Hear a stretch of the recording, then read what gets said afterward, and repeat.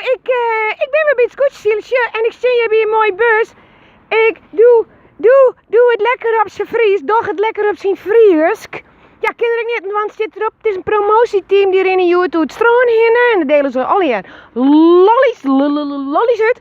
Famkes, kom er eens even bij. Famkes. Oh, zus, ze zijn nog druk bezig, het promotieteam. En ze komen uit Ljout, dus ze rennen wel maar. Doe het lekker op zijn Fries, maar het is dan wel Stadsfries in deze ronde. Dus we schakelen je even door naar het Leeuwarders. Op zijn Leeuwarders. Nou, Kien, wat ga je hem doen vandaag?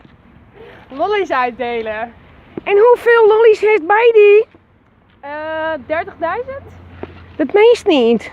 Nou, ik weet niet of ze vandaag wel allemaal kwijtraakt, hoor. Maar als de over is, dan neem ik ze vanavond wel met, hoor. Mijn auto staat vlakbij, dan kan ze zo overdragen. Maar wie ben je hem?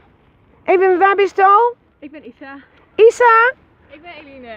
En Eline en Jirre? Ik ben Messeret.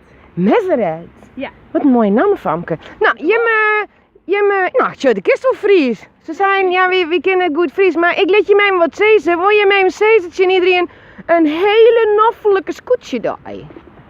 Een hele noffelijke scootje daar. Nou, geweldig. Hij zit erop. Het promoteam van... Wacht even.